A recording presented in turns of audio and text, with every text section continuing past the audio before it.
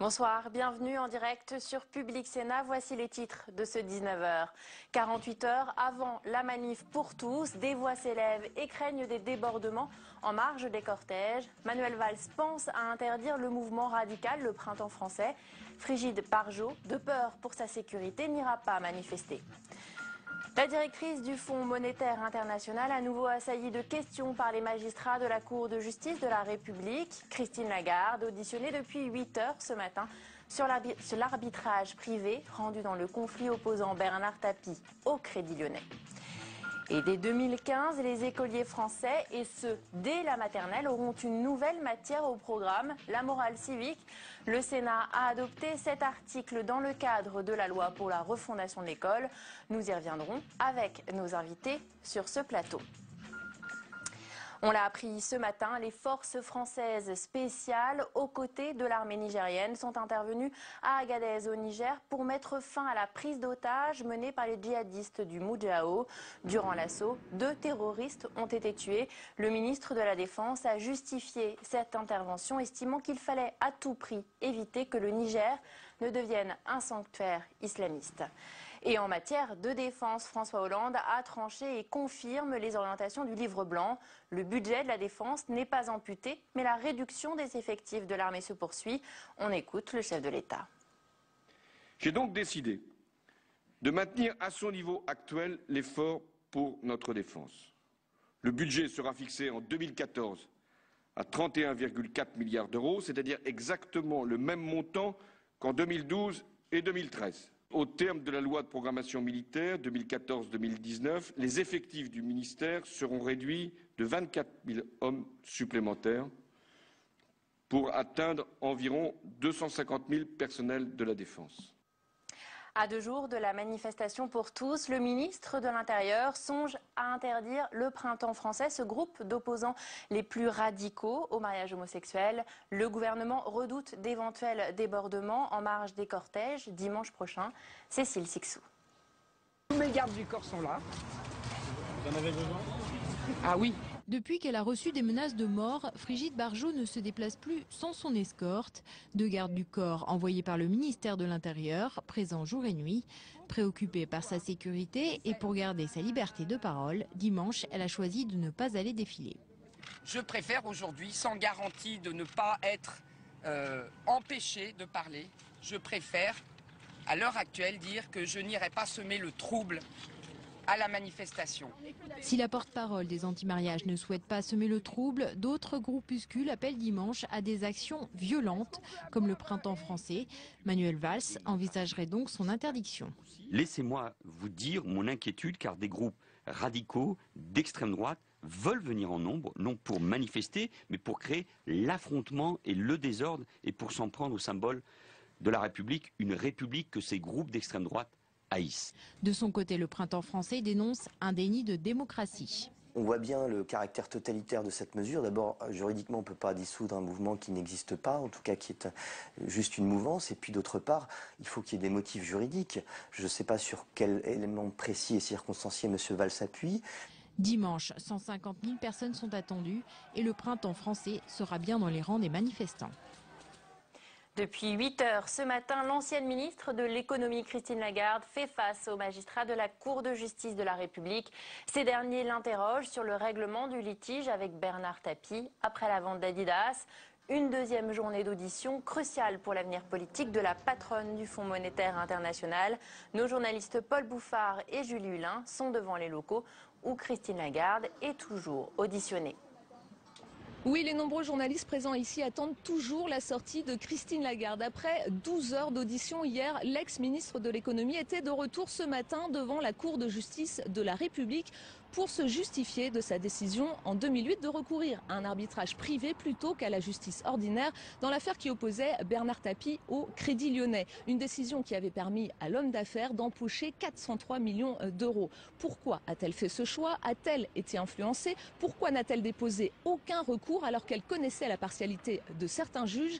C'est à toutes ces questions que tentent de répondre les magistrats de la Cour de justice de la République. À l'issue de l'audition ce soir, 2 hypothèses pour la directrice du Fonds monétaire international. Un placement sous le statut de témoin assisté ou bien une mise en examen pour complicité de faux et détournement de fonds publics. Si Christine Lagarde conserve aujourd'hui toute la confiance des autorités françaises et du FMI, une mise en examen pourrait l'affaiblir et l'obliger à démissionner, tout comme Dominique Strauss-Kahn, une bien mauvaise publicité pour l'image de la France qui serait ainsi privée d'une haute responsabilité internationale. Et d'après les toutes dernières informations, Christine Lagarde ne devrait pas sortir avant 21h, 22h ce soir.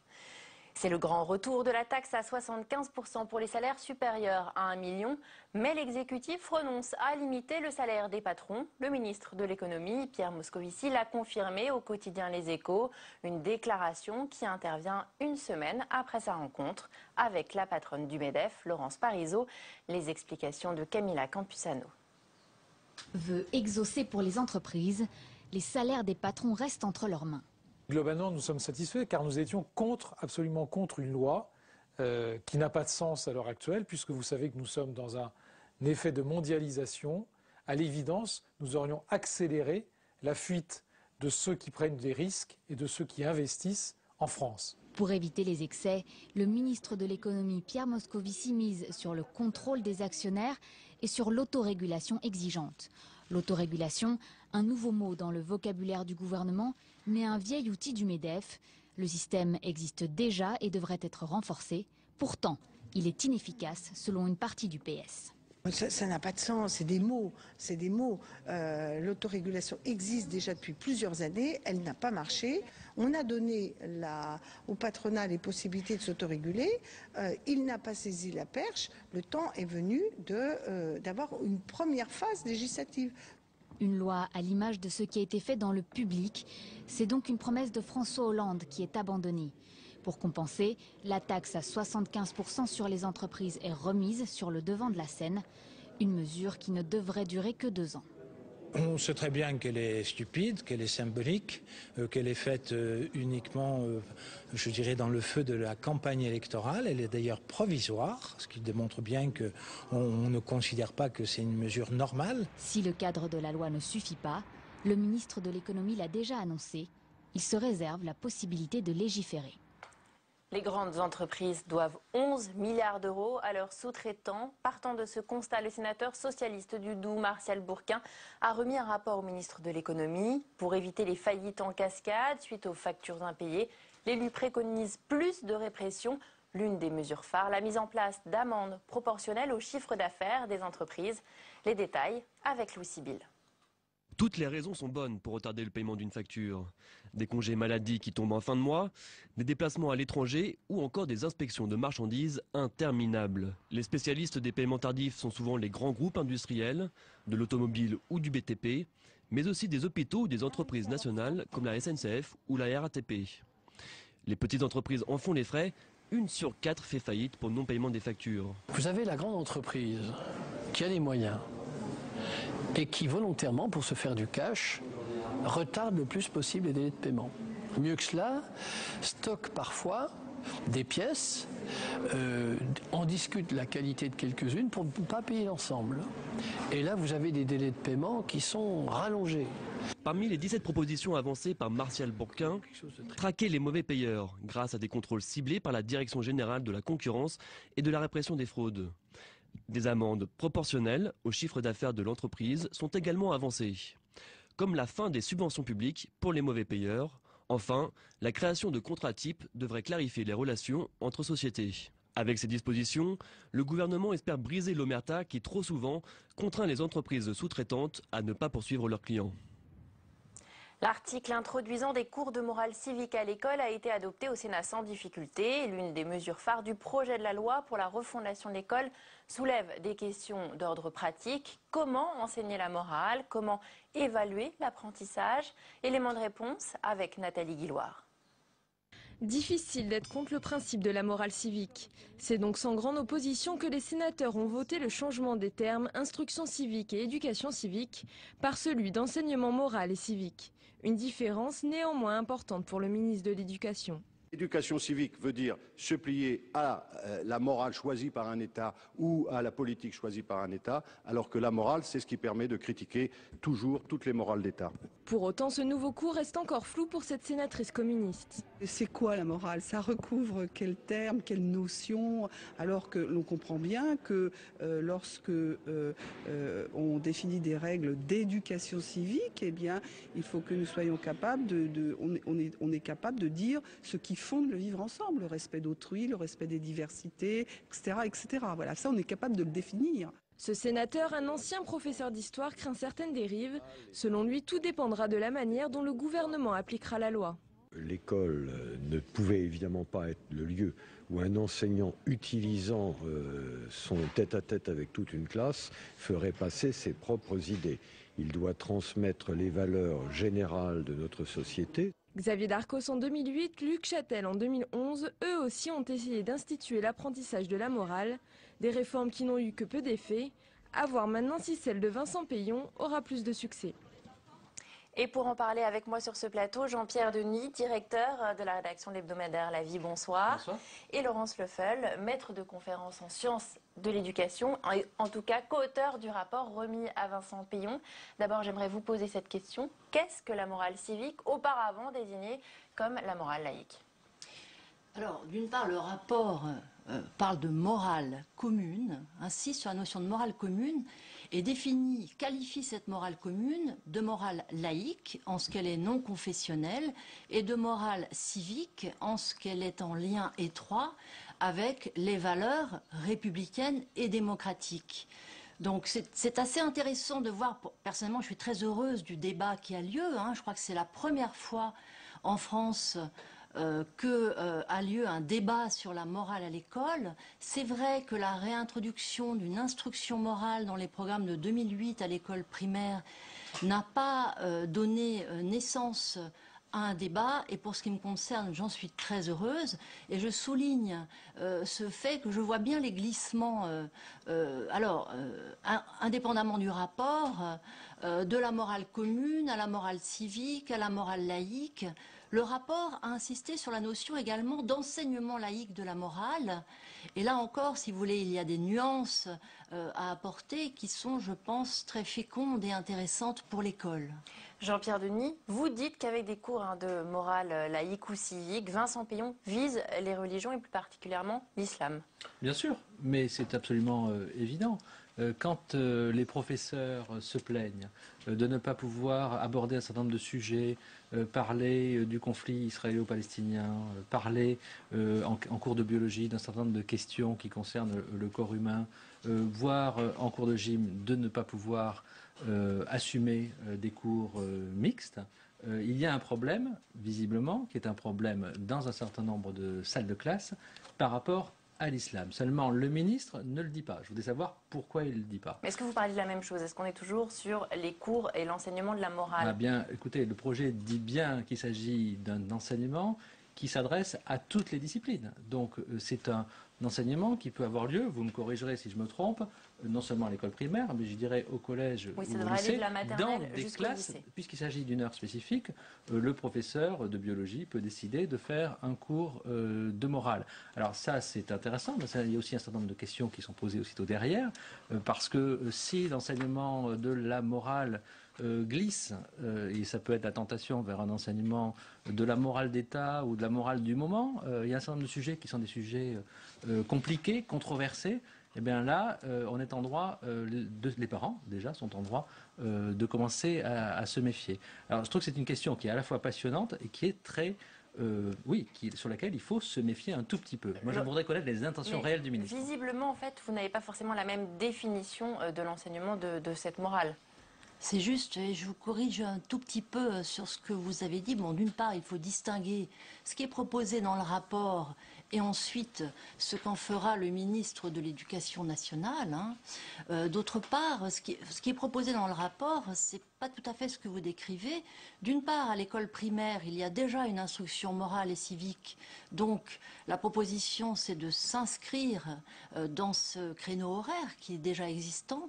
tout en proposant d'aborder la question de la morale avec une méthode différente, dans la mesure où la méthode prenant appui sur les maximes et les adages, qui est celle qui est préconisée dans les programmes de 2008, eh bien, n'a pas fonctionné dans les classes. Pour ce qui concerne le second degré, il est plutôt proposé des modules interdisciplinaires, donc à construire entre les enseignants sur des thématiques morales précises.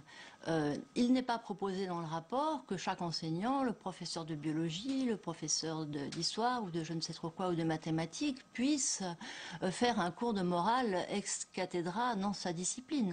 Par ailleurs, il y a des disciplines qui ont déjà, si vous voulez, une ambition morale, un objectif moral très important. Je pense notamment à l'EPS, l'éducation physique et sportive, dans laquelle la construction du rapport à l'autre est vraiment au cœur de la didactique de la discipline. Oui, et ce sont des sujets sur lesquels il y a toujours des controverses et il y a toujours des intentions qui sont des intentions cachées. Et je pense que ce qu'on ne connaît pas réellement, c'est les intentions de Vincent Peillon. Prenez la première façon dont il a abordé le sujet. Il a dit on va enseigner la morale laïque. L'enseignement de la morale laïque, c'est une sorte de catéchisme républicain qui s'impose à tous. Alors la laïcité, tout le monde. Certaines valeurs démocratiques. Très bien, la laïcité, tout le monde y est attaché, et ceux qui n'y sont pas attachés, il faut les combattre. Donc là-dessus, il n'y a aucune ambiguïté. Mais il y a aussi chez Vincent Peillon un projet qui quand même consiste à se substituer en partie à la responsabilité des familles, à la liberté religieuse, à la liberté de conscience. Et un petit glissement, effectivement, dans le rapport, on ne parle plus de morale laïque, on parle d'enseignement laïque de la morale.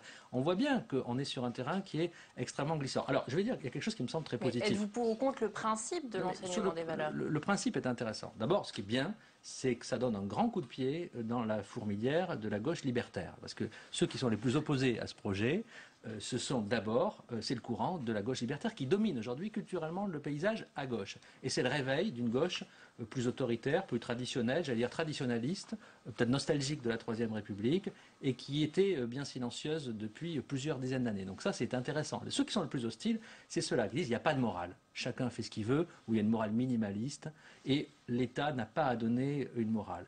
Moi, je trouve que, évidemment, c'est un courant qui me semble avoir trop d'influence aujourd'hui. Donc, il y a un effet correctif que je trouve positif. Mais les intentions de Vincent Peillon ne sont pas claires et le rapport fait un pas, mais la question de l'application de ce rapport, vous l'avez dit vous-même, hein, que veut vraiment le ministre sur ce sujet, le moins ce qu'on puisse dire, c'est qu'il n'est pas clair. Un mot pour conclure. Il ne s'agit pas d'imposer une morale d'État. Je crois que la notion de morale d'État, encore là, donne lieu à des malentendus. Les valeurs qui sont mises en avant et préconisées dans le rapport, ce sont les valeurs constitutionnelles de la République française, dont la laïcité fait partie. La laïcité non, dans ce cas-là, c'est l'enseignement civique. Parce qu'il y a un certain nombre de notions. On peut prendre n'importe quelle notion. Le ministre de l'Éducation aura l'occasion de préciser ses pensées, parce qu'il n'y a pas que la morale civique qui est instaurée par ce texte sur la refondation de l'école. Le Sénat a également rendu obligatoire mardi le drapeau tricolore sur le fronton des écoles, un symbole fondamental de notre République.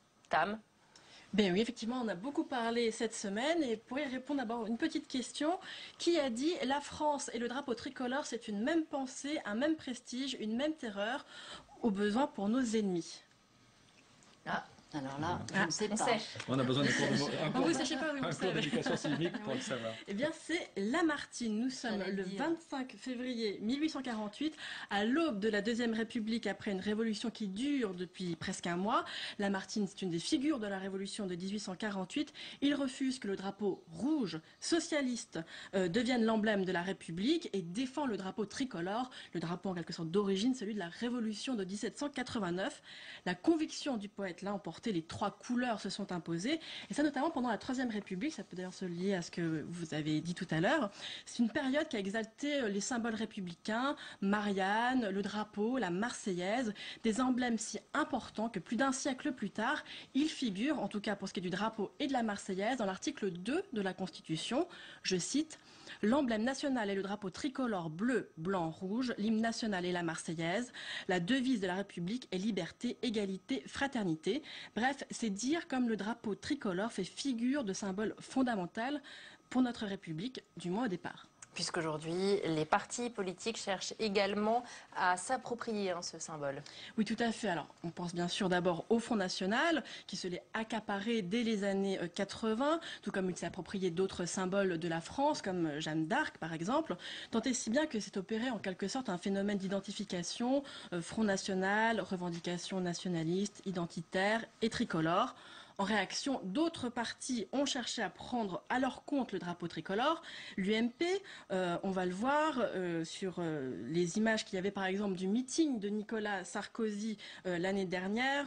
C'était place du Trocadéro. Elle était entièrement bleue, blanc et rouge. Mais à gauche aussi, ça on le sait moins, certaines personnalités politiques ont chéri ou chérissent ce symbole. Donc on se rappelle d'abord de l'affiche de François Mitterrand de 1981 ou encore Ségolène Royal en 2007, mais pas François Hollande finalement lors de sa campagne. D'ailleurs, lors de sa victoire qui a été célébrée place de la Bastille, une polémique est montée. Le Front National, mais aussi quelques personnalités de l'UMP comme Jean-François Copé ont dit que non, il n'y avait pas assez de drapeaux tricolores ou pas du tout, et qu'il y avait seulement des drapeaux rouges et étrangers. Alors finalement, rendre obligatoire le drapeau tricolore sur le fronton des écoles, c'est d'abord une façon de leur donner une dimension républicaine neutre, disons, au drapeau tricolore, mais que ce soit un gouvernement de gauche qui le fasse, c'est aussi une façon pour la gauche de se réapproprier un symbole qu'on ne lui associe plus naturellement. Merci Tam et merci Jean-Pierre Denis, Laurence Lefeul d'être venus ce soir sur notre plateau. Le contrôle de l'abattage rituel en question, l'épargne salariale retoquée ou encore des produits moins sucrés vendus dans les dom-toms. Tout ce qui s'est passé au Sénat cette semaine est résumé comme chaque vendredi par Nadia Belromari.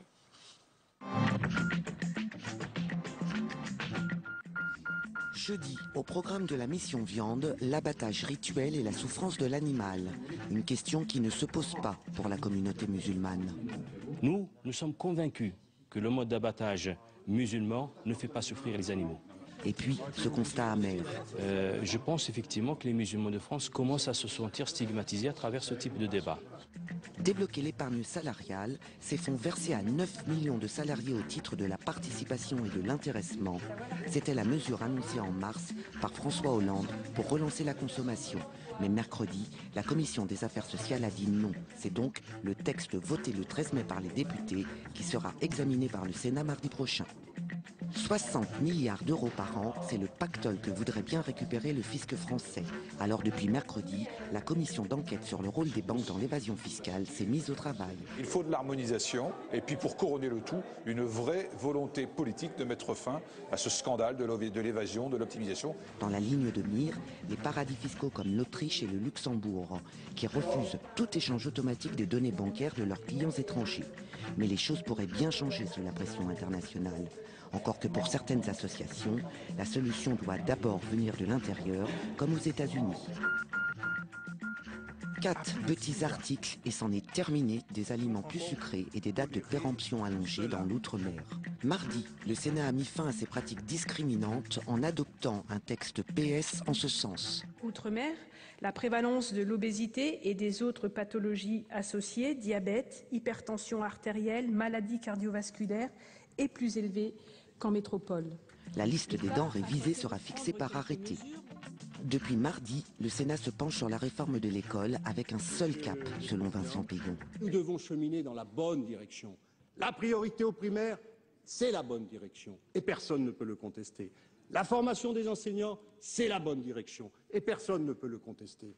Adopter donc l'enseignement moral et civique, la redéfinition du socle commun de connaissances et l'affichage obligatoire de la devise de la République et du drapeau tricolore sur les façades des écoles. Ce soir, plus d'une vingtaine d'articles restent à examiner, ainsi que l'annexe qui détaille la création des 60 000 postes voulus par le gouvernement. C'est la fin de ce journal. Merci de l'avoir suivi. Tout de suite, vous retrouvez la sénatrice des Bouches-du-Rhône, Sophie Joissaint, dans À nous le Sénat. Très bonne soirée sur Public Sénat.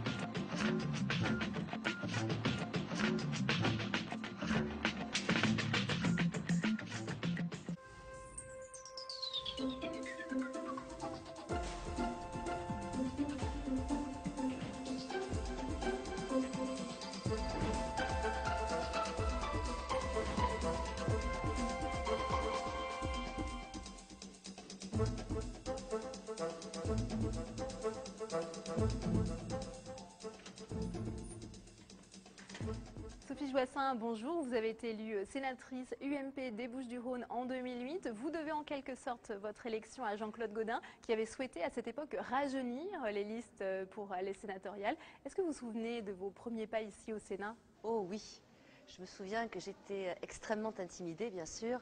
Lorsque je suis arrivée ici, donc je suis venue juste après mon élection, je découvrais tout avec beaucoup d'admiration, je dois dire. Et lorsque le lendemain je suis revenue avec Jean-Claude Gaudin, il me tenait par l'épaule et je lui dis « rencontre Robert Hue ». Et à ce moment-là, il lui donne l'accolade et Robert Hue me fait 2 bises. Alors je suis un peu surprise quand même parce que je n'étais pas très habituée à la facilité de ses rapports politiques. Et à ce moment-là, je lui dis « mais tout le monde est très chaleureux ici ». Et là, il m'a rapproché de lui, il m'a montré la moquette de la salle des conférences et il m'a dit « petite, tu as vu la couleur et l'épaisseur de la moquette ?» Alors je lui ai dit oui, et ben voilà, ça c'est pour assourdir le choc des corps. Mais est-ce qu'à l'époque vous aviez l'impression d'être uniquement un symbole de par votre jeunesse?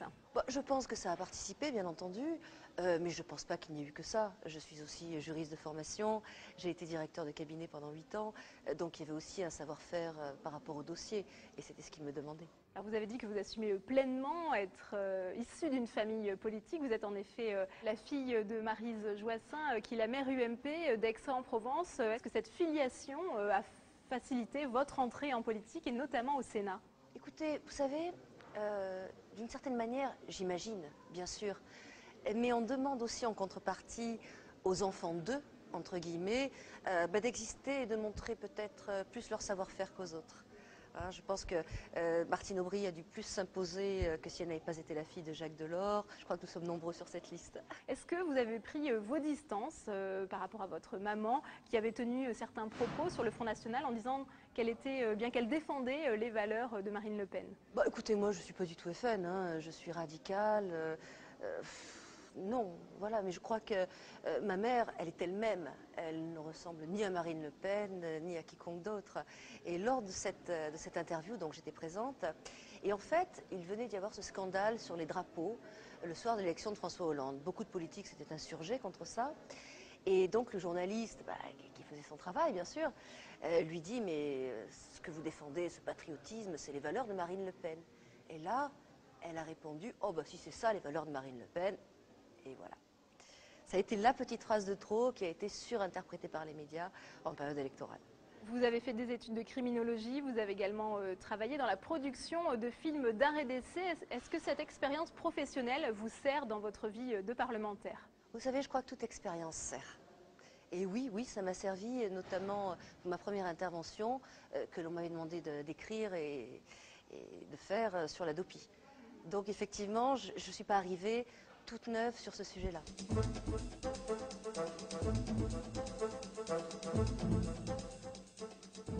Alors Sophie Joissaint, en plein débat sur la refondation de l'école, vous avez récemment déposé une proposition de loi qui vise à rendre obligatoire l'uniforme et la blouse, aussi bien à l'école primaire qu'au collège. Alors pourquoi cette proposition de loi? Pour 2 raisons en fait. Premièrement, et je crois que c'est la raison la plus importante, on se rend de plus en plus compte qu'il y a une école à 2 vitesses.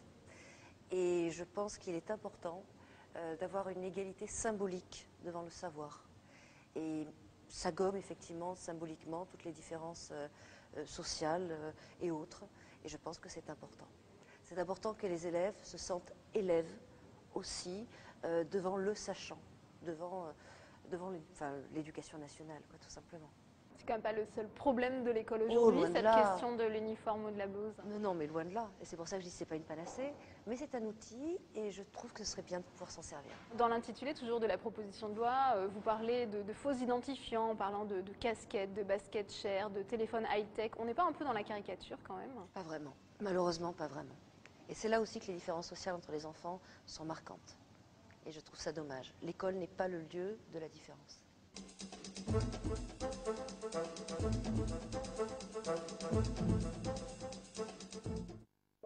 S'attaquer à moi, c'était comme s'il s'attaquait à toute la génération Ikea. C'est une véritable chasse aux entrepreneurs.